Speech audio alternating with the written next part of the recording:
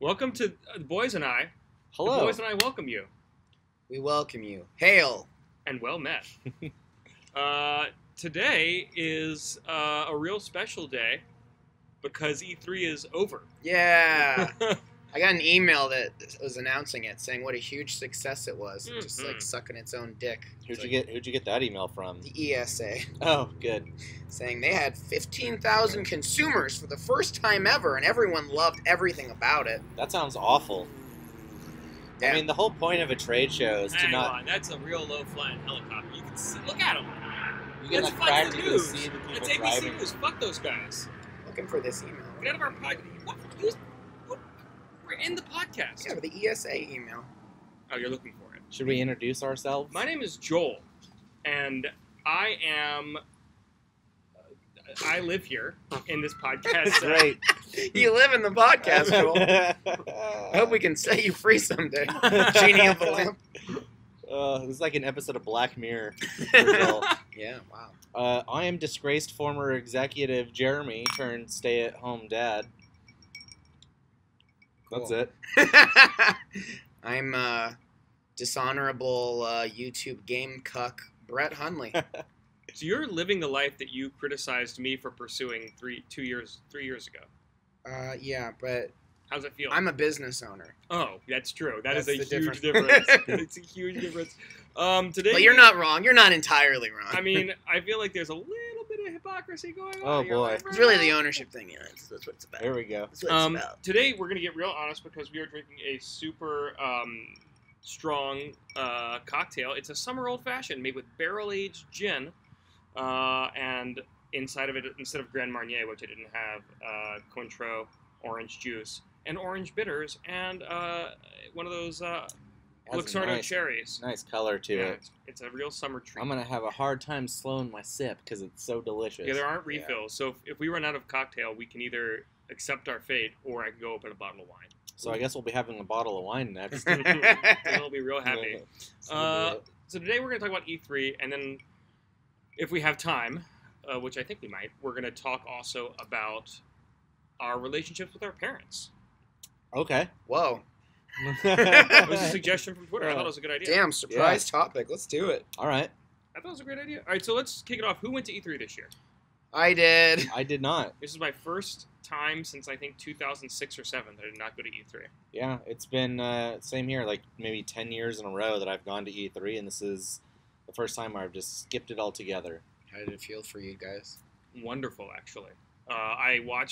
I didn't watch any of the live stream announcements, but I was able to read it all online. Does the absence of something really feel like anything? Yes.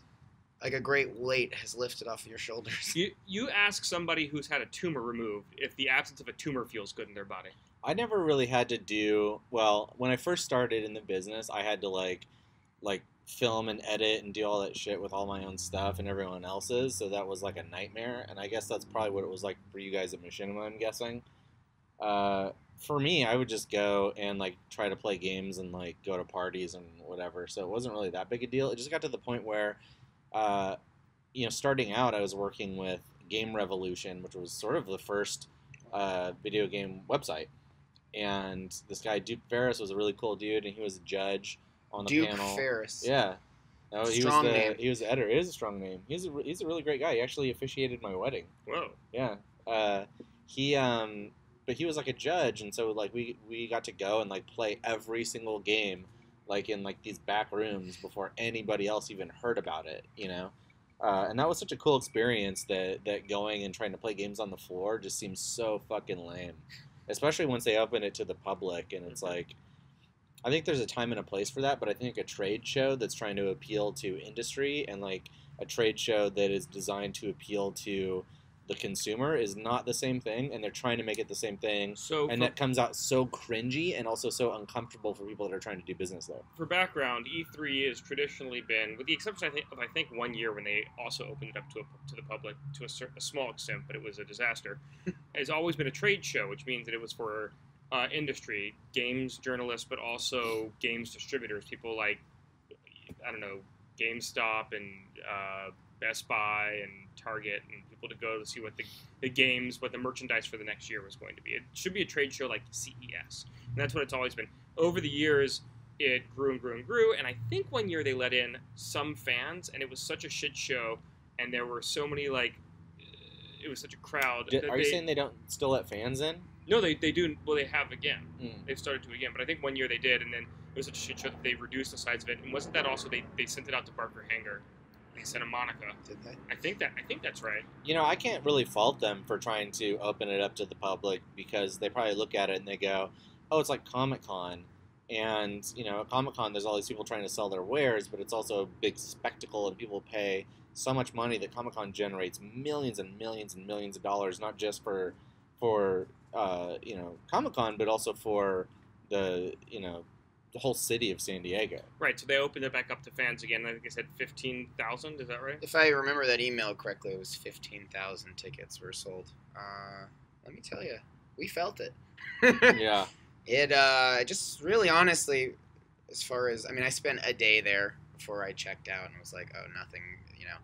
Before, it was always kind of like, you know, if you were with a major publication, I'm sure you do your due diligence and go and make your appointments, and you got your whole lineup. But, you know, there was a certain amount of being able to kind of, oh, maybe I can just, you know, swoop in here and make this happen or whatever. But the skies are busy today. Yeah, I live in an active aerial corridor. I saw a lot of cops on the way over here, so maybe something is afoot. I saw a lot of porn stars on the way over here. Mm-hmm. Yeah, you're down the street from Vivid, I think. It's true, I am. Yeah. You saw them on the street or what? Just like people, they were doing photo shoots and stuff, Really? and like hanging out at the On Cahuenga? at the restaurant down there. Yeah. Good for them. Well, yeah. At the Mexican restaurant down there? I don't know. I think so, maybe. Good restaurant. I was driving, so I didn't like stop and be like, "Whoa!" You know? Porn stars. Yeah, I don't even know why I brought it up. We were killing time. So we're not really going to talk about who won E3 No, or but like look, what the big announcements or anything my are. point being, though, it was just a shit show. It was just crowded. It was full of people. It had that traditional Comic-Con BO everywhere. I don't know what it accomplished other than turning it into PAX LA. You know? What it accomplished is turning a 1 hour wait into a 2 hour wait into a 4 hour wait to play the 47th iteration of Mario Brothers. Yeah. Or Everybody- Assassin's Creed. Yeah. Bigger lines. I mean, there were already lines, like the Mario booth had like 4 hour lines or whatever last year, but And then you play it and you're like, huh. just getting around this year was difficult. There's just crowds, and I don't know, I just felt like it impacted a lot. Facebook threads of people who, work in the industry, just being like, well, there were more crowds, harder to get around, people not being able to have that freedom of movement of, for lack of a better term, a safe space where it's like, all right, look, you go to PAX and whatever, and all these things are for the fans, but E3 was always like, cool, people are getting work done, publications, you're releasing, you're networking, it's getting done, it's fine. And at the very least, we can promise you the machinery will run smoothly. And this year, 15,000 wads of gum, for lack of a better, we're just jammed into the gears and like they're having fun too. This is great. It must be hard for the publications also because like the publications don't have the followings that individual YouTubers have, right? And so it must happen, and I've seen this happen a lot, where YouTuber X will just kind of pop in and be like, I don't have an appointment, but can I get in and play this game? And they like look them up and they're like, yeah. And so, like, maybe, like, IGN or somebody else gets bumped. Yeah. Well, IGN wouldn't get bumped, but, like, I don't know. There are for sure. Like, IGN's big enough. A lot of smaller outlets probably get bumped. Basically, they were like just no free appointments for anybody. But I don't know. It all comes down to this thing, though, where, like, some people are like, well, the consumers are our audience, and we have to let them in. But it's just that weird mentality of, like, thinking inclusivity is by definition some good idea all the time, and it's like there should always be two different shows. If you're doing a trade show, and it's an industry show where you're trying to get your buyers and sellers all together to say how are we going to market this, how many orders are we going to do, all that kind of stuff. Like that is a thing, and then the sort of like, hey, let's have a fan focus thing is totally different. And what I'm saying is when you go to the press conferences, that's where it gets really weird because they're trying to appeal to both, and that's why it's so cringy and sucky. Because they're like, hey man, we're doing this for the fans, but also like, hey, like buy lots of units, Best Buy, come on. I 100% agree, and this is something I've been thinking about for a while in terms of not just E3, but other sort of conventions, is I think PAX has done a really good job of not franchising, but extending their single event, and now they've got PAX East, and they've got PAX South, and they've got PAX Australia, and they're doing PAX EuroPAX or something. There are so many. But I think that's a great idea because as a media outlet, you don't have to go to all of them, but they come to the fans. I think E3 should, in LA, do a roadshow. Absolutely, and in LA, E3 should remain an industry event because it's not to be like exclusive or against the fans or whatever, but it's so important, as you say, to get the buyers and sellers together, to get the media on board for what their coverage for the year is going to be about, and so that they can relate to the fans in a like efficient, comprehensive way. This is everything that's being shown at the show. When you have a 15,000 people there, it's genuinely hard to get from appointment to appointment to appointment. We did that at PAX. It is like Comic-Con now, though. You're right. Where it's like you can't. Okay, you pick your one thing you get to do, and that's it for the day because there's just whatever. But if E3 were smart, they've got a really strong brand, and fans like them, and no one doesn't like the. No one has a negative connotation. I don't think with the E3 brand, but they less of a spectacle though. But no, because what they should do is then say, all right, now that we've done the trade show and we've done all the big announcements for the year, let's do a road show. Who has time for that though? Are you kidding? Developers who are ready are like, oh my god, I have to go to fucking. Developers have an entire staff to do that. They would send their marketing people. I guess. Do it for PAX. If the point is just traveling demos, then great. Fucking send your demo crew out and across the country. Yeah, fucking fine, like great. Bad thing. Yeah. But it's totally different. It's not. But I agree. But that's exactly. It is different, and it should be different. There should be a trade show, but then marketed under the E3 name. It should be the Jesus Christ, are you done already? I'm getting there. All right. But beyond that, there should be... How long did you think these were going to last? I'm going to open a bottle of wine soon, I guess. I mean, I'm sipping mine, but... You know us E3 pretty well. should franchise and have, like, E3 Northwest, But then it's not E3. But all the people that are like, I've dreamed since I was a child reading Game Informer magazine that I would one day attend the biggest trade show on earth, E3. And though perhaps I did not have a reason to be there other than witnessing the spectacle for myself, I claim it for myself. So they don't want the traveling road distilled piss water version you're going to offer them. I think they would be happy to play the games. Like if you could say like, look, do you want to play 30 of the games that are coming out, or do you want to wait in line for 4 hours and maybe play one? They'd be like, I'll just play the 30. I'm not saying people won't go to it, but I'm saying that's not E3. And people are going to be like, I still want to go to E3. I want to be where the action is. I don't know, I'm Brad. a power player. I think that I disagree with that assessment. But those people will finagle their way in the same way they always have. Hustlers are hustlers, baby. I would say 90% of the outlets that are at E3 as professionals are like not real professionals. You've been to BlizzCon. Like you know what is your point? Are you saying leave it open to the 15,000 people or close it? Close it. Okay. To fans in Los Angeles, but franchise it and extend it and have a fan-facing event that goes around the country and allows users or fans of games to play the games early after the announcement. Like imagine. Like, okay, great. I don't need the roadshow idea to explain to me. I don't care. It's not interesting to me at all, honestly. My point is just they don't need to be at E3. And for a lot of people this year, it was like, oh, well, cool. Like, of course I want to be there and just take up space and not, and just witness spectacle. It's pointless. But they wouldn't be there if there were a roadshow. Also, yes, they would. I think they would sell those 15,000 tickets even if there was a roadshow. Don't you think you would have felt differently about this like 10 years ago though? Yeah, I know. Like I was so fucking pumped to go to E3 the first couple times I went. That's what I'm saying. I think we're just very jaded now. I would agree with that, and I have a story to illustrate my point. To agree with you and illustrate my point, because I was complaining about E3 to a friend of mine, and I said, "My God, I've just become somebody at Machinima that we all three of us used to work with, not for." This individual was sent to Tokyo Game Show, and he went to TGS, and he came back, and I was like, oh my god, how was Tokyo? Was it amazing? Did you have a great time? He was like, I mean, it was a long flight, and I played the games I already knew were coming out at E3, and I ate at the same ramen place I went to last year, and I guess I had some sushi, but, like, I wish I hadn't gone. Like, I'm just over it. Who says I wish I hadn't gone to Japan? I know! And I'm sure that somebody in the 400 people that are watching this episode are saying, these assholes are saying they're so happy not to be... I would die to be at E3, they're saying. So I would agree that I guess you could get bored of almost anything except for alcoholism and sex. I think people your enthusiasm does not mean you need to be somewhere.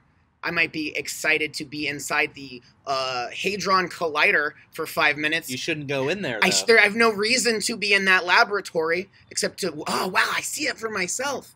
You may love eating food, but that doesn't mean you need to be in the kitchen bumping into, Gordon, how do my empanadas get made? It's just not, there's no reason. Let the kitchen function for itself, okay? Like, not everything needs you there. Again, yeah, and look, we are jaded, but, like, I'm jaded as an adult who, like, I have to go there to get the business done. I used to be chained to the slave ship of machinima, running 35 interviews a day of games I'd never heard of, and, like, yeah, I'm Live jaded. streaming 24 hours in a row with like 2,000 people watching. But make those people. I think that year we had 74 produced segments that we had to put together. It was a nightmare. Have empathy for the live streams that you love to watch covering this shit. Have empathy for the people just trying to get work done by not having 15,000 of you there just the barbarian hordes are running amok in Rome. It's just like, okay, great. I'm glad you're having fun, but like there are people there trying to make things happen in the industry. You are exhibiting a lot of the classic symptoms of PTSD right now. I'm the only one of you motherfuckers who waded into the pit this fucking year. You sound like you hate fun. Yeah. The vaunted critics of the couch who could not deign to wade into the pit this year. Well, to be clear, let the commoners have their traveling sport. I also I'm wound up. What was in this cocktail? I had no reason to go this year. Yeah. Like there's no reason for me to be there. there. You had no reason to go, so you didn't go. I wasn't even invited. You could have gone. I could have gone. Were you invited to parties? I'm sure. No. You didn't get any invites to parties? I am excommunicated. Did you go to any parties? Yeah. What'd you go to? I went to the Rooster Teeth one. That's the only one that I got an invite for. You know what? I didn't get an invite to the Rooster Teeth party. What? Excommunicado. I guess I am. I mean, whatever. They're all the parties. I'm even less enthusiastic. I took like a about, long right? trip away from gaming. Yeah. You know, like I was doing animation and comedy and all that stuff for so long that like gaming has become tangential.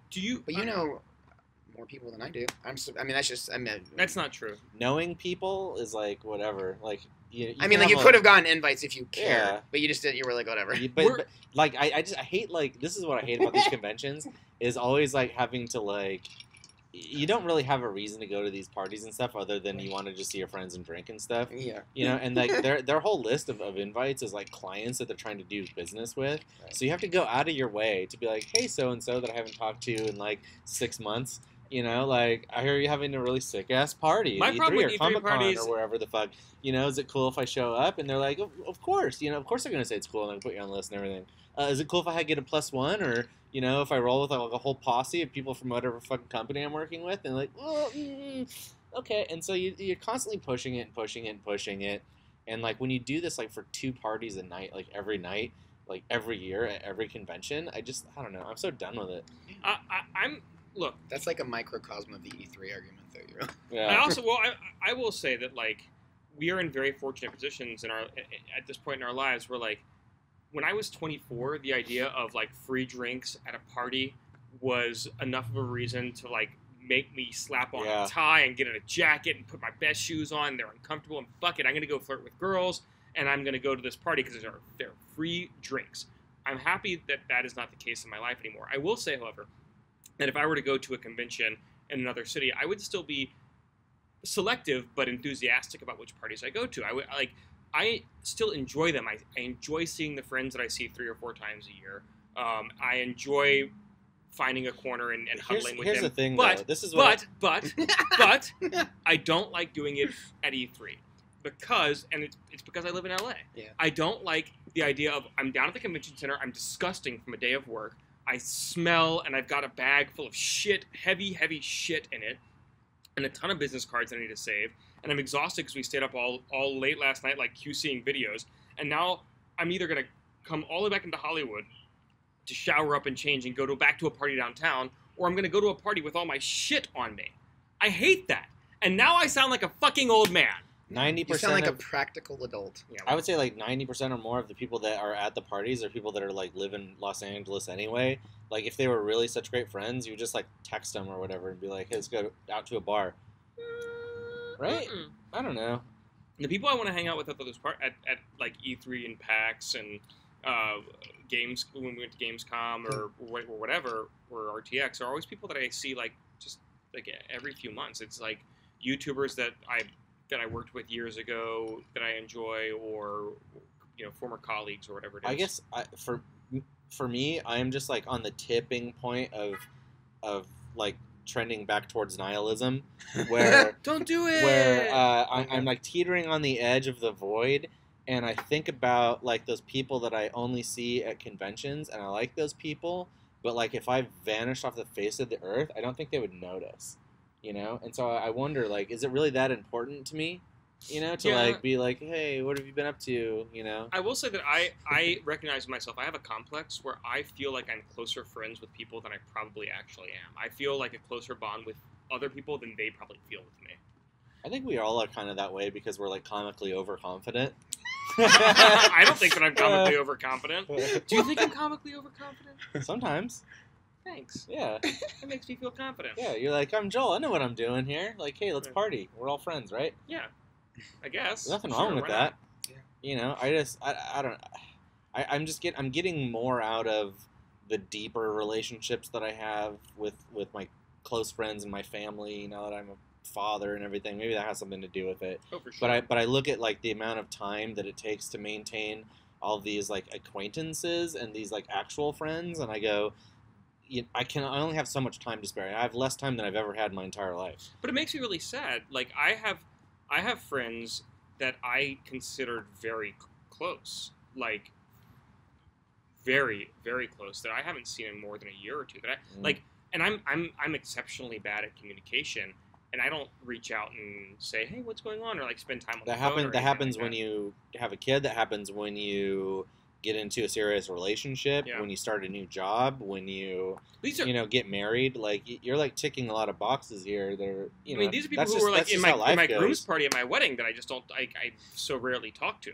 I'm lucky that Brett lives in LA, that I get to see him. Brett was one of my groomsmen at my wedding, and I'm lucky that I get to see you. And like this podcast, we're not doing this because we think it's going to be successful. We're doing it because like we wanted to hang out with each other. We're like actual friends. Yeah. We're like real friends, I think, right? Are we real friends? Yeah, I think we are. So. But I just said I think that I'm more closer friends with people than they think I am. But isn't it weird too how that's something I've been noticing? Like when you get married, you choose people who represent, like for your groom's party, right? Like people who represent kind of like where you were at when you met your wife or your husband or whatever. Kind of the time. But then you see those people less inherently as a result of getting married, so that by the time they get married, they may be in a totally different place. I think about that too, where it's like the obligation where like so-and-so's in so-and-so's party, and if I'm the last person to get married, I've been in like, what do you do? Who do you choose? But it's like, I talk to a lot of those people less, and like, is it less valid, like your obligations? It's just, I've been thinking about that too. So. No, I felt that as well. Like I had been in several groom parties, and it's similarly like it's a hard choice to make, and you just kind of got to do what you want to do, man. You really do, I think, right? Are you getting married or something? Or no, I'm not. But I've been thinking about it because I was in your wedding, I was in Dave's wedding, I was in Rob's wedding, I was in. So you're just like, okay, well, is this list being created for me, or am I going to be at the moment be like, all right, my wife when I met her, you were there at this moment. I've known you from wherever, he's got to... Brett and I didn't go to Jeremy's wedding. We didn't know you when you got married, I don't think. Or maybe we did know you. No, I don't think I met you guys. Okay. So, sorry, but I the will only say... mutual friends that we have that were even invited to the wedding, I think, were like Dave Schilling and Nathan Jordan. Which is so... It's so weird to me to remember that you knew... Well, it doesn't matter, because I don't want to talk about those people. I like those people, but like... you guys people. Yeah. But like... Those two weddings that you mentioned were super fun and really enjoyable, and were like a great reunion of friends. I think both of those people did really great weddings, and I had a great time at my wedding. I really did, and it was a spectacular. Like, it was beautiful, and I'm so happy, and it went off with like half a hitch. But if I could do anything over again, I would have preferred to do like a more friend-focused, like us wedding.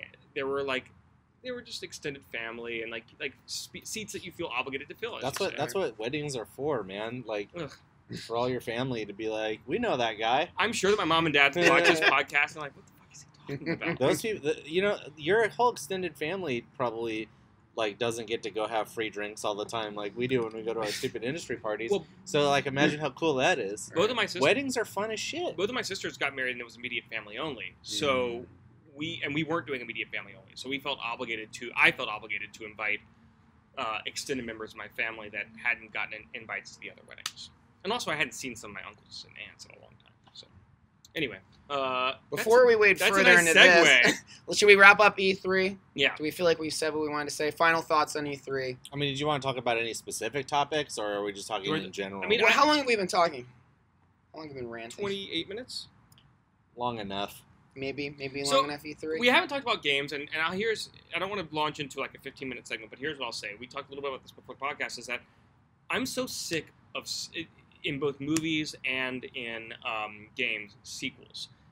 However, and I think this E3 is so much about like established IP and not taking any risks, and here's what you're getting, and it's a new, as we said, Assassin's Creed game, and the Mario game looks like fun, but it's another Mario game, and yeah. Even new IPs like Anthem, it's all new. It's like, no, it's Destiny meets the shooter aspects of Mass Effect.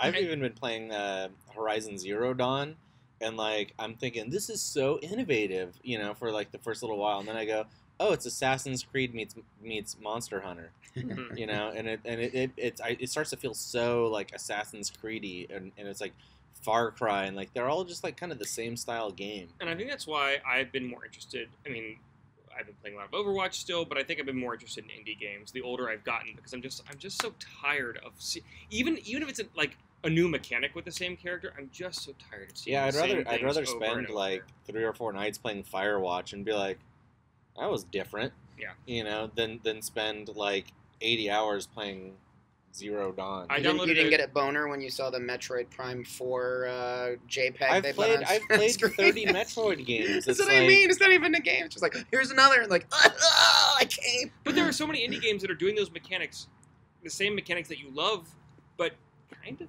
more like with more daring, with more innovation, and like different characters and better.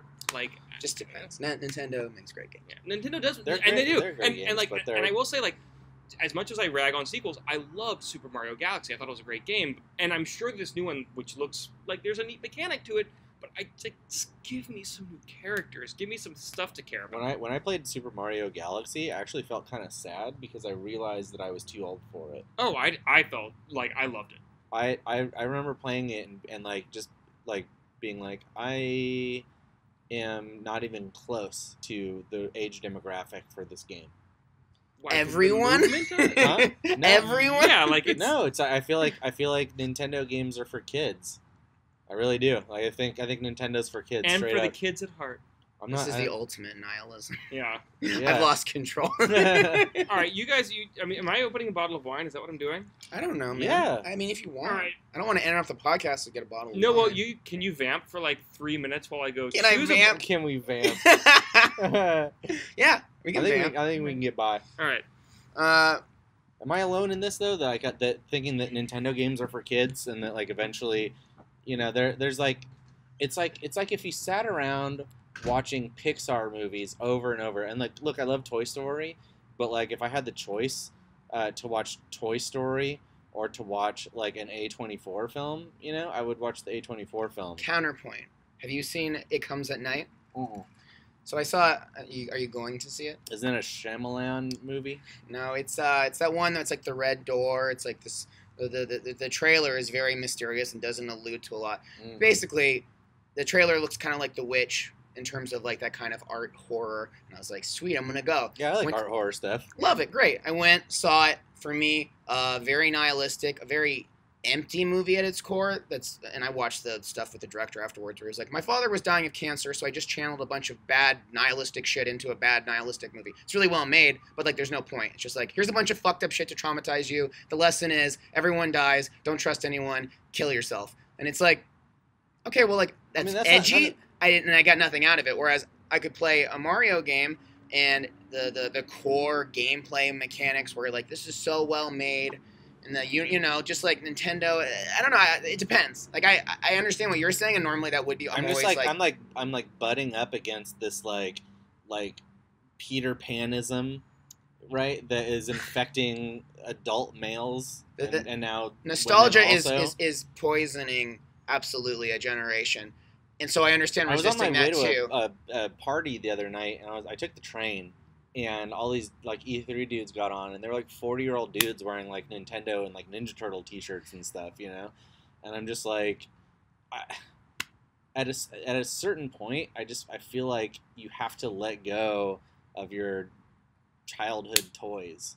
I even playing video games as much as I do starts to feel embarrassing when I'm like around other parents all the time and shit. You know what I mean? Like, there's not like that many of these parents in our group that play video games and read comic books and stuff. And I don't know. I just feel like maybe I could be reading fewer comic books and reading more like actual books. Maybe Well, I think we all could. I think that's solid advice for fewer anyone. Nintendo games and more, like games that are made for adults, because they make games for adults now. But yeah, and they didn't before. Yeah, but I don't know that it's inherently, you have to choose. I a little bit here, but I get what you're saying. I agree that the infantilization of people who are just like, I'm still getting Loot Crate at 40. I love my Mario shirt. I'm not growing up. But I think you can walk a line where you're like, I'm an adult. You're married. You have a kid. I think if you want to enjoy a Mario game, I think you've poisoned yourself against the Mario games by virtue of all the shit that you are correct about, which is 9 times out of 10 you're right. It's kind of a struggle for me, basically because of this next topic you wanted to bring up about your parents, right? Yeah. My father is a blue collar construction worker, tough guy who his father threw away his toys the day he turned 7, Right. and put him to work. And his father before him was in a motorcycle gang and has been married 14 times, and is just this complete well, he's dead now, but he was an alcoholic, womanizing, just kind of a, I don't even know. I used to think a badass, but now I think kind of maybe had some problems. Yeah.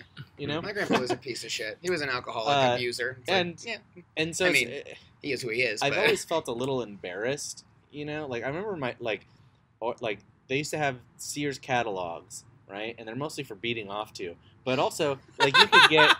You're right. You could get you could order sets of toys that were normally $7 or $8 each. I don't know if anyone else has experienced this. Yeah, I know. I remember the Sears Christmas catalog. You could get 5 or 7 of the characters all in one package for $13. Yeah. Instead of you'd save so much money. You get all the cool characters, and they would always throw in rare ones too that were hard to find.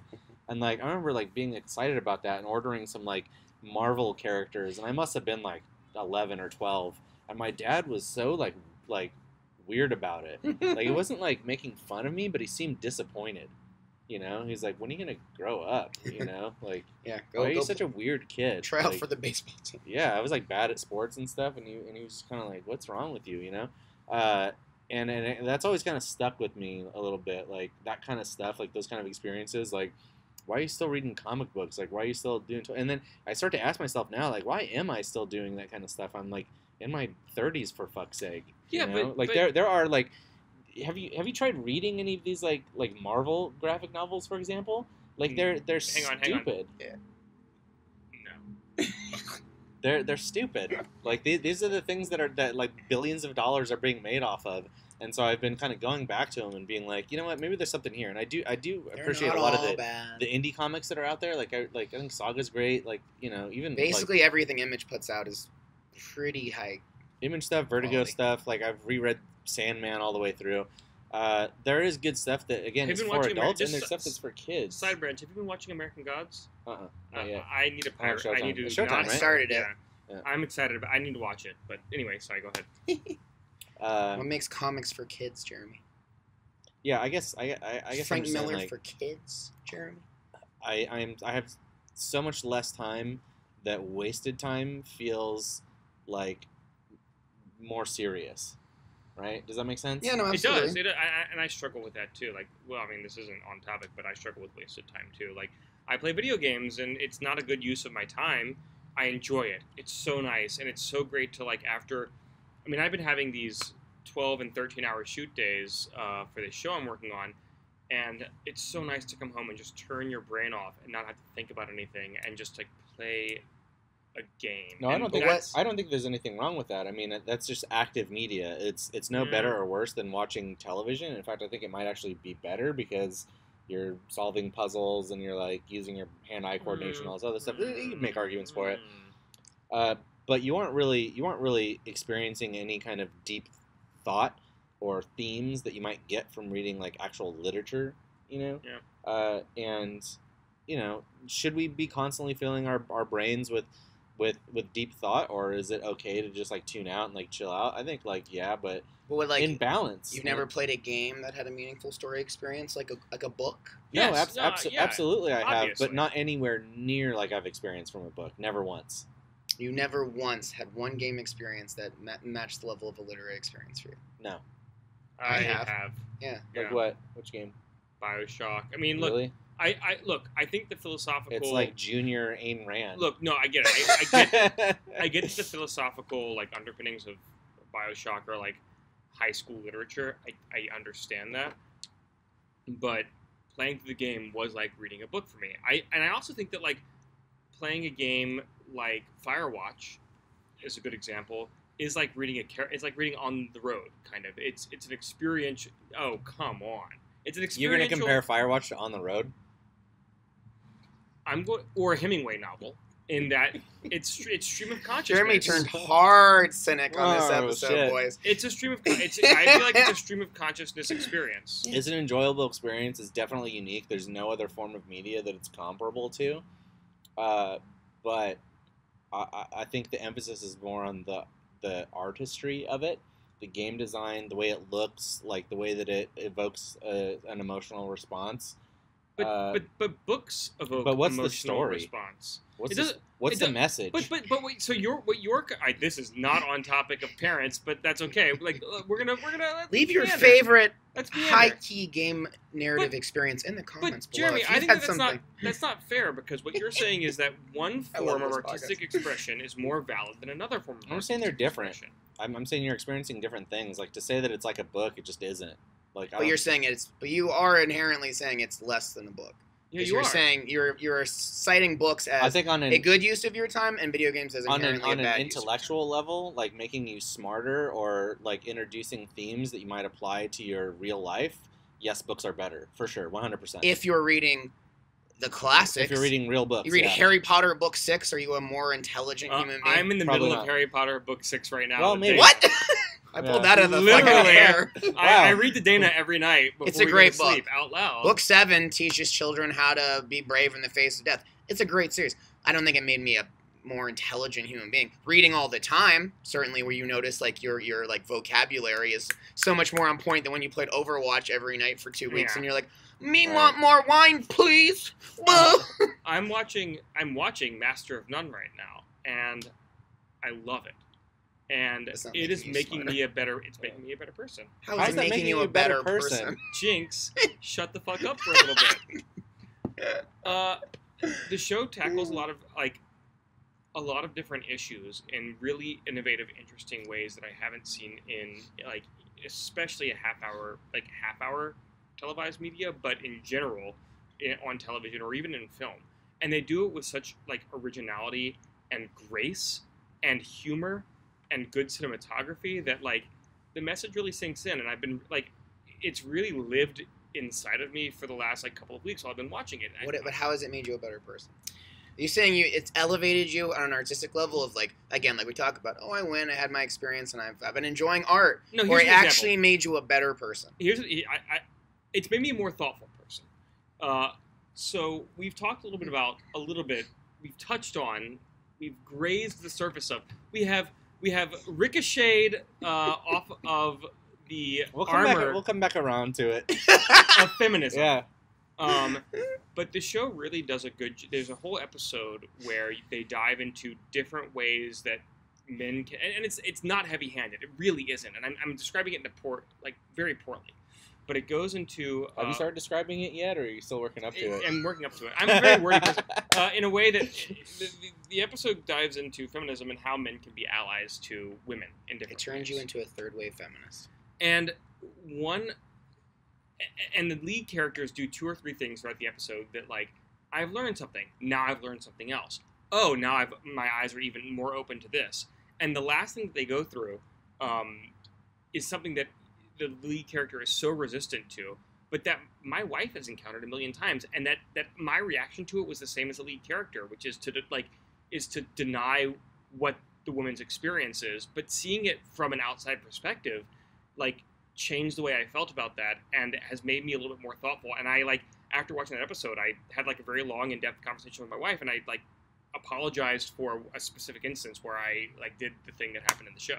And, like, it made me feel like a real shithead, to be honest. I don't know what you're referencing because I haven't got that far into it yet. It's really good. But I will say that the episodes that I have seen do have some funny moments, and that they do cover some stuff that I haven't really seen covered in the way that they do it. But at the same time, I'm going to put a link to something called Complicated in the description below, and I would invite anybody to watch that and then watch any show about, like, the real life of a comedian, right? That's just a little bit pretentious, right? And see if that doesn't just kind of poison it a little bit for you. No, so if you really want to enjoy this and the 37 other shows where a comedian is given total control to do, like, an artistic version of what his life is like instead of coming up with an original idea, it may make that difficult for you. But it's super funny.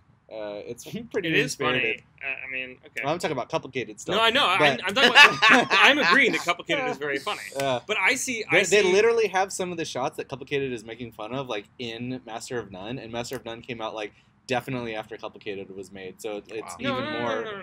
It's even Complicated more came out in 2016. Master of None first season was this new season. There's a scene where he's in, like, a cab, and it, like, just has him sitting there in the cab being like, shit, man, shit, for, like, a good, like, 3.5 minutes. Yeah, 3.5 minutes. It's like that scene in Complicated where he's looking in the mirror and it's playing this indie song, you know? It's almost the same song, you know? And then, like, just when you think it's going to end because it's gone for, like, 2 minutes, it starts playing another song and just starts over again, you know? There's just, like, a lot of, like, pretentious, like, art school bullshit. It's like... I don't know. I think the show earns certain things, and I think that it... whatever. I appreciate what it's attempting to do. Like, don't misconstrue this as me, like, shitting on the show. I think the show's great. I just think that it is it's not life changing. I don't think. Yeah. All right. That's fair. I'm in the middle on this one. Have you watched it at all? Complicated. I watched some of season no, one. No. Master of None. It doesn't have multiple seasons. I watched some of season one of Master of None, and it felt like what you were describing, and I got bored, and I just didn't continue. It wasn't bad. I was just like, but I'm more earnest than y'all are. I am. Fuck you. I am. Fuck you. You're I'm more earnest. Yeah. What does that mean? Yeah. You feel things more. You're no. You're ready to be like, I watched an episode of Master of None. You know what? It taught me that I could just be a better. Is that what you mean by earnest? No, that's not what I mean at all. Then what do you mean by earnest? It means that I'm like, I feel like I honestly like a little bit more basic than y'all in my tastes, which is fine. But I also feel In which tastes? Like general media tastes. Okay, in media tastes. Yeah. And some, because otherwise I think you're doing yourself. Okay, fine. Go ahead. But yes, I agree. I think that my food tastes are far superior to yours. Yes. I would agree. Yeah. But I'm a little bit more basic than y'all are. But I also think that I'm less afraid of wearing my heart on my sleeve. It's for the same reason that I like a lot of musicals that I think that you guys would roll your eyes at, that y'all would be like annoyed to like have to sit through. I don't think I am. Billy's like ghosting. Afraid. I mean, if anything, I might push everything through a filter of cynicism and like, jokey depression, but it's like earnest, like, haha, I want to die. You know what I mean? Like, I'm not trying to be like, fuck everything, dude. I'm fucking smoking cloves. I'm a fucking cool guy. I'm an edgelord, and I fucking shrug it off. Like, my mania and my everyday whatever. Filtering stuff through Doesn't make through you a less sieve of earnest. cynicism. Yes, it does. It's exactly what it does. Being cynical about stuff is the opposite of being earnest. I think I'm very earnest about the state of my brain most days and my emotional disarray and anything. If I have not communicated this to you clearly in years of friendship, then I'm shocked. No. I believe that you are sincere about. And I also think there's a difference between sincerity and earnestness. I think people also project things onto me that maybe are not always like, or make assumptions about my No. earnestness, where it's like I react earnestly to TV shows. I cry at TV shows and movies. I go off and have quiet, arty. I mean, whatever. But you're into the things that you're into, Yeah. and I'm never going to take that away from you. And I also think that you're into. There are things that I'm into that you're not into, and there are things that you're into that I'm not into. I would say that it's accurate of all three of us that we're just not necessarily joiners. Like we don't just like get on the hype train for things without question. We sort of question most things. Maybe you feel as if you question things a little bit less, but that also kind of comes from upbringing, maybe also because I don't know. I don't know. Are your parents like artistic or like into the My arts mom, and like no, theater? I mean, yes, Like, they're- where my did that come parents from? are into the arts. I was raised with like a very strong like love of musical theater. We would Yeah. like growing up. I wouldn't have said that we were like rich, but in retrospect, I think that we were more well off than I thought we were, and that displayed in retrospect by the fact that like every 4 or 5 years we'd go to New York and look and like watch Broadway shows, and like that was a big deal. And we would go to New Orleans and see whatever was on tour. And that is the way in which my parents are artistic. My mom is taking art classes now, and we're not art classes, but she's painting and stuff now. But they're not. And my dad plays piano. But I would say my parents by far are more supportive than your parents. Just, I mean, knowing you guys for several years and hearing your stories over the years and hearing what you've talked about tonight, my parents are more supportive in like whatever you want to do. Like we support you. You're an independent person, and go off and do your thing. And I'm not going to make fun of you for whatever it is. Like, my parents would never make fun of me. It's not something they would ever do. They would never mock me for anything. My parents were not. It's not that my parents were not supportive. Like they were supportive of everything I did. It just was so alien to them. Like I'm the only person in my entire lineage not to be a construction worker, right? To go to college, to be like an avid reader and like an artsy fartsy dork, in a sense. And so I'm constantly being pulled in two different directions. That's like, I don't know, maybe it's like a genetic predisposition towards being just like a hammer swinging bro. Well, like this like weird like interest that I have in all this like, I don't know, dorky, highly intellectual stuff, and it always is in conflict with one another because I didn't feel like my family related to me in that stuff, and I don't feel like people like I had to leave my hometown because I don't feel like anybody. Well, we all left our hometown. Was like me there, and you guys probably would agree with that. But I respect where you're coming from. My family was similar, except for it wasn't construction; it was the law. My great-grandfather was a lawyer and a senator. My grandfather was a lawyer and a judge. My dad and my uncle and my cousins and my sister, like everybody in my family works in the law. And growing up, I always assumed that I was going to be a lawyer. I just thought that's what my family does. We are law. And it wasn't until I was in 6th or 7th grade and Animaniacs came out and I watched it and I understood, like, that was the first show that spoke to me and said, like, this is a show that is written by human beings. It's not just something that appears on TV. I understood the jokes and where they came from. Then I said, oh, that's a career path. Like, that's something that I could do. People make that. I could make that. So it's obviously a different career path. It's different careers, but like, I totally get that. I like feeling that you had a life set for you and then deviating from that. My older sister went to law school and I didn't know what I wanted to do in college. I fucking studied anthropology and fine arts and I felt like I was wasting I for sure felt like I was wasting my time in college. That's not true. Like I enjoyed it and it was enriching and wonderful, but like it didn't help me choose a career. Where do you think that you and I developed a filter for earnestness where Joel did not, though? That's what I can't figure out.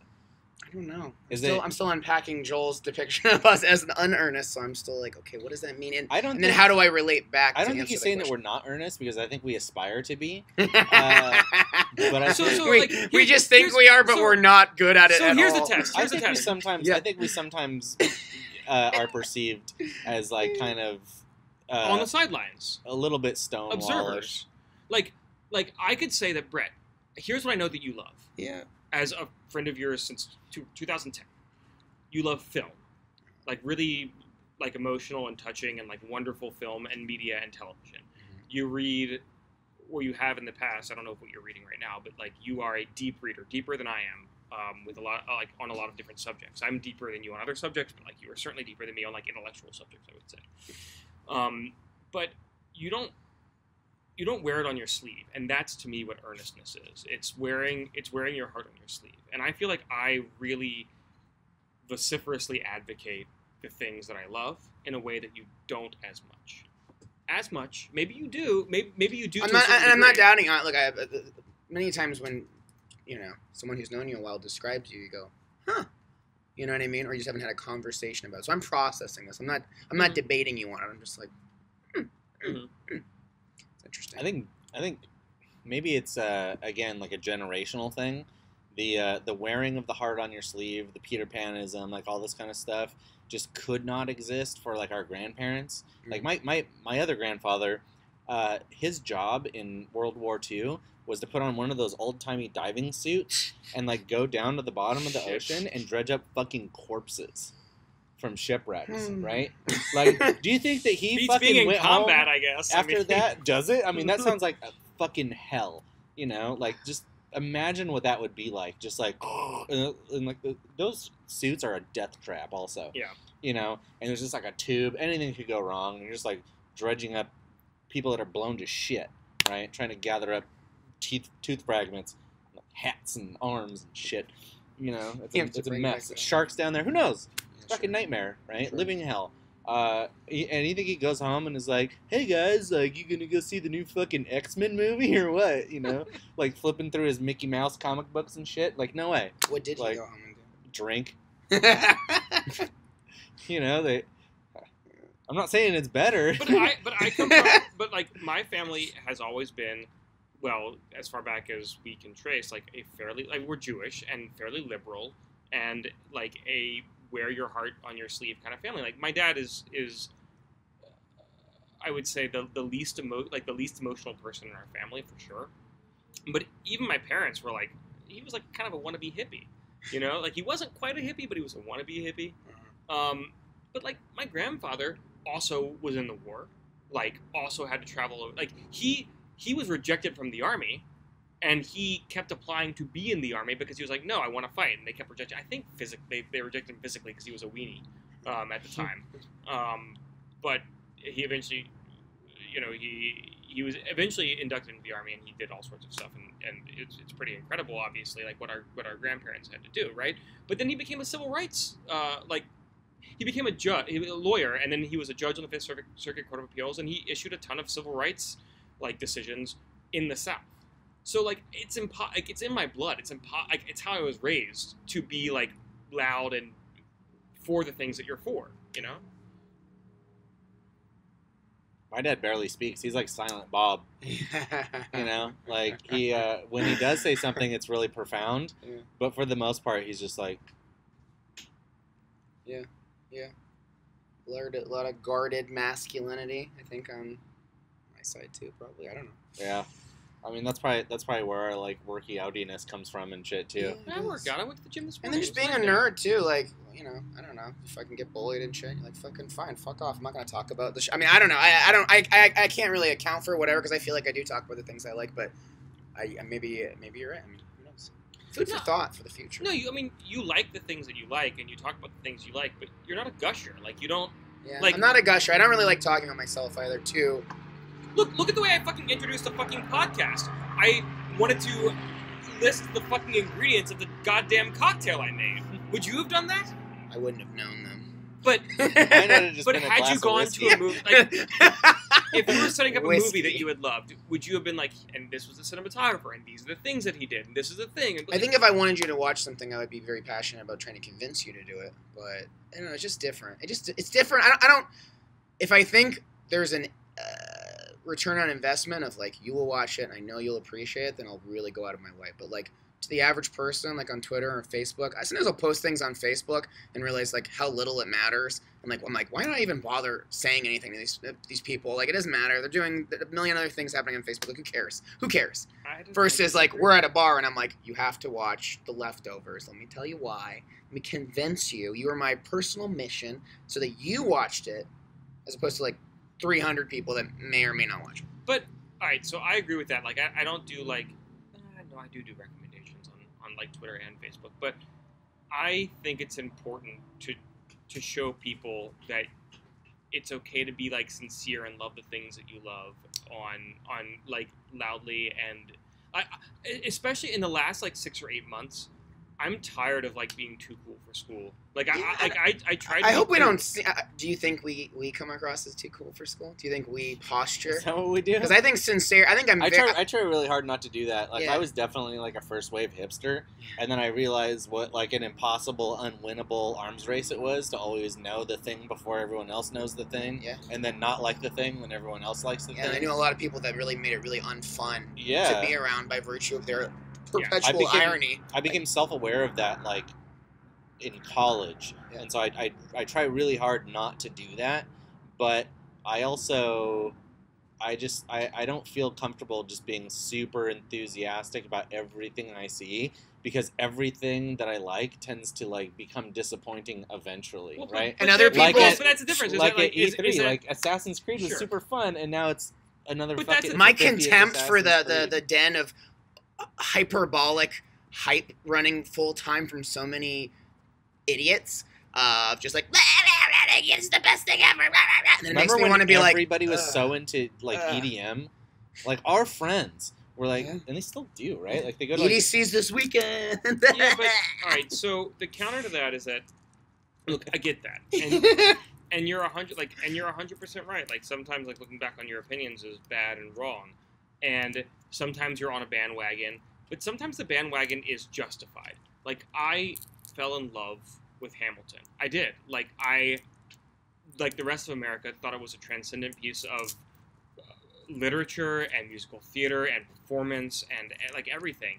And sure, now like it's kind of obvious. And the same, I did the same thing with Rent, and now it's kind of obvious, and like Rent's kind of a like when you like in a postmodern perspective, it's kind of a shitty show. But like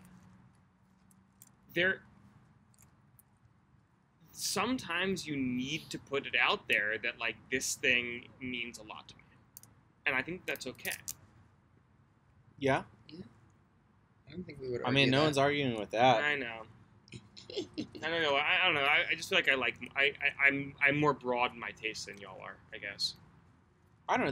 There's things that I'm like bananas about, but yeah. Do I like? I don't know that I rave about it necessarily. But why not? Because it's. Because you feel lame raving about it? I don't know. Maybe. But why do you feel lame raving about something that you love? I feel like sometimes it's like more of a personal thing too, where like I enjoy the intimacy of sharing something that I really love with people who I feel like I care about. I don't know. Yeah, I don't know how enjoying it to on my level. share it. Like, I don't know how to say like how or where to say like, oh, I saw this movie that like was so moving to me that it made me question my entire life. I like wept at the end of it, like in public, you know, like That's how you say it. I don't like. Am I supposed to go tweet that? Yes. You know, like Why not? I can't wait for the psychoanalysis in the I'm just comments like- of this episode like, of what we're learning about. You're just 400 people that watch this episode. Yeah. But like, but You're why- just like shouting into an echo chamber usually, right? You're like, yeah, like, oh, yeah, I fucking, absolutely. I love watching like Fargo and The Get Down. Those are two shows that not everybody's probably watching, right? Fargo, people are saying maybe the third season isn't as good as the first and second. I still love it. The Get Down, great. for me, Fun. has flaws, but is amazing. is incredible, especially if you really love hip hop like I do. Like, you know, it really does a lot, give a lot of respect to the origins of it, you know. But what am I gonna do? Like, go like tell people on Facebook how much I love the Get Down? Then I'm just participating in this like constant like cycle of like But why does that feel promotion bad? and marketing Why and does that hype feel train and whatever. Why does it feel bad? Because I don't know. I feel like I feel like it doesn't matter if I like it. You Yeah. know, like I don't. Same. I don't It's feel like- like I don't feel like I used to be like one of those journalists that would do reviews and stuff like that and all this stuff and feel like it mattered what I thought about it, you know. And I come to realize like there's a million people out there now, like with the advent of social media and the proliferation of it, like all giving their opinion. It's just like this big wide open like shouting noise machine, and you're just like you're just like throwing it out there, and it doesn't mean anything. It's like I used to be really into photography, right? Like super into photography, and when digital cameras started becoming like really commonplace, and then even more so when it was cell phones, I just totally lost interest because just everywhere you look, it's just it went from like thousands of beautiful pictures to like millions of beautiful pictures. And we've kind of talked about this a little bit with like how now everybody can record an album, everybody can make a movie, everybody can do everything, and it just becomes like so like open. Embarrassment of riches of just like, what am I? How do I? You just start to feel like, why even contribute, right? It's like everything is so about consumption that the act of creation like feels like just something to like further more consumption. I think that that's a solid point, and I don't necessarily disagree with you, but that is precisely the reason that I effuse about the things that I effuse about, because when the things that I love and things that like make me really giddy are the things that most inspire me to create. Hamilton made me like go home and like write poetry or like work on a shitty musical that I've been kind of working on for a while that's no one's ever gonna like see or listen to, but like that's what inspires me to do that. Or like an amazing song will do the same thing. Or like when I see artists online that I love, that I promote, that I like tweet out and I say like, you should look at this person, it makes me want to go home and like draw and paint. That's why I promote it, is because I want other people to feel that feeling that I'm feeling right now, that creative spark of, here's something that inspires me to make something, you should feel that too. I think that's a noble pursuit. I buy that. Yeah, I mean, maybe we should share things more. The problem is, like, you know, if you're into, like, people of my generation, I'm a little bit older, right? Let me just give you a little bit of background. We need to wrap this up soon, but you go ahead. I'm just gonna say, like, the way that music used to work, for example, is you had to like read the liner notes inside and see what bands the band that you were listening to is friends with, and then maybe you check out those bands. You had to go to the record store and like you listen to it and like go to shows and like really do your research and everything like that. Now, because everything is so just like available like at a click, like the easier it is, the less people are inclined to do the work, right? And if you're the kind of person that like really kind of digs and digs and digs for like obscure, like interesting, you know, music and literature and movies and stuff, and like follows the thread and like kind of uncovers these things, as soon as you share it, if everyone isn't already on that bandwagon, they're like, shut up, you try hard, you know, fucking hipster or whatever, you know. And why like, do you fucking care what they like if they say that? Why do you care if they like that you said it? It's not if I care if I like that they said it. It's I care if they get inspired by it. It's not I care if they like if I said it. It's that I care if this thing speaks to somebody, if the thing that I'm broadcasting reaches somebody that never saw it before. That's fucking cool. Yeah, I mean, I would love it if more people liked the kind of stuff that I like, but I think that they're fine with just, you know, listening to Drake and watching But don't you like have a desire to say like there's more than this? Look at this other thing that's out there. Or do you just want to assume that they're going to like mature on their own and search out things the way that you searched out, or you feel like it's some quest for like a personal quest for glory? Which is like, I guess it's fine, but like it's not my responsibility. It's not that it's your responsibility. I guess it's not your responsibility. Like, I love this. It's been a great conversation. I really enjoyed this. I just like introducing people to things that they might not have seen. Let's do this. Let's rappel up the conversational rope, topic by topic. Oh my god, that canyon is so deep. Because we went down, we went careening. Let's take it piece by piece. Final thoughts. Final thoughts on this topic. I concede that, yeah, I probably could be more openly sincere and a little less guarded, but also like my contempt for people's reactions to things. Like, you know, you recommend somebody something, and then they're like, yeah, but I didn't really like this about it. And you're like, why don't you go fuck yourself? Why did I even waste my time with you? So like, sometimes I'm like, that's not worth my trouble. But you're right, and that's what it's all about. Yes, I'm sure I could be more earnest, and I will think about the things you said tonight. I would say final thoughts. If the end goal is just the proliferation of more consumption of product, I'm out.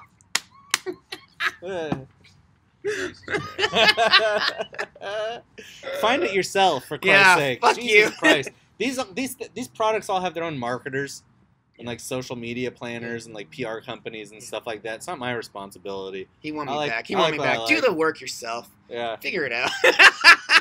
If you really love something, if you really, really love something, you'll look into it. Joel's A little bit. it was A little worth bit. it just for Joel's. And not on Twitter. Certainly not on my fucking Twitter. Oh my god. You know, but somewhere. Go ahead, Joel. For a little bit more positivity and friendly recommendations for neat things that you might enjoy, follow at Joel Rubin _ Sweet. I was really happy. I felt like a rare breakthrough had occurred, Yeah. but I guess it didn't. The slippery slope. No, think about it. I was being facetious. I'm even I was earnest about my joking a earnestness. little bit. I was teasing you a little bit. I was teasing you. I was giving you a hard time. It's fine. No, Alright. I stand by what I said. It's fine. Look, and But he's right. You should fucking do And the you- work. and Don't so- be one of those people that has all the recommendations handed to you just because Yeah. you're like, ugh. we live in a media smorgasbord. There are so many different things to try, and I'm not saying you should like everything that is being served up to you. I think that's a path to disaster and like avocado toast. But sample everything that you see and choose what you like and be excited about it. That's what I say. Now, quickly to our parents. Do your parents watch this? My parents have. Excuse me, no. Seriously doubt it. Yeah. I'm like, they're like, what do? You make video games? Couch Hop is a game company. I'm like, Jesus Christ. yeah, close enough. It's fine. Yeah, absolutely. Our parents probably are. I don't know. How do I wrap that up? Whatever. Let's go back to E3. E3. Listen. I get that you want it. If you want it, the bar is set so low for a media badge. Just Start do a blog or a just YouTube do channel. the work. Do the minimal effort required of you to get into this little thing so that like we can have a functioning society and it's not just doled out because we can. Just do it. It requires almost nothing, and then you'll appreciate it. You'll have earned it, and you won't be like fucking up the gears. Literally go to whichever website pays us to promote their website that sells other websites Yeah. and start a website. And that's all you have to do. My You recommendation just is, got to have a URL. if you want to get into It's easy. E3, is to just start a dumb blog, and who fucking cares? It's video What's your games. final thoughts on Yeah. E3? What's your final thoughts on E3? Uh-oh, I think we rubbed off on him a little Oh bit. no, we No, bummed him out. I've been to the white E3 for whatever. The bum out boys strike again. Whatever. It's games. Bummer boys. All right. It's what? It's games. Who cares? Be sure to join us next week for the boys and I. Maybe we'll actually talk about the topics that we say we're That going to talk was just a about. winding road. I mean, hey, I don't know. A- Is this apolo- a good? Is this a good talk show? tell us in the comments. It's a good live If you therapy made it session. through an hour. Say your favorite game. You had a moving emotional experience. Psychoanalyze our personalities. Just let us have it. Next time we'll be sure to like actually point the lights at ourselves because I realized a half hour into it that we didn't. Well, they're pointing at me. Yeah, they're both pointed at Joel. I set them up and I didn't even think about it. I just sat down. Every time you see me do this during a conversation, it's Joel's dog gone. eating a beetle or a berry or a moth. And if you see me make that face, I just saw an animal, like a moth, get eaten by the dog. And I'm like, Yeah, I've been watching her. She's foraging. yeah, she's a forager. Yeah, look, please, God, follow us. Broke Joel, we broke you. Just leave You're gonna be okay. leave a review on iTunes, rate us, thumbs up the video, do all the stupid digital media stuff that you have to do to make us less irrelevant than we already are. And follow us at the Goddamn Boys on Twitter. I tweeted today from it. Ooh, baby. Yeah, occasionally we'll remember to actually tweet out the episode on our Twitter, so stay tuned for that. All right. And it was actually really helpful when some people gave comments about what we should discuss in the next episode on Twitter this week. Mm. So by all means, We read all of the more of that. suggestions. So. Yeah. Yeah. Okay, We'll Jeremy, follow do Thanks it. so much for week. watching. Bye. I love you. Bye bye. See you in hell.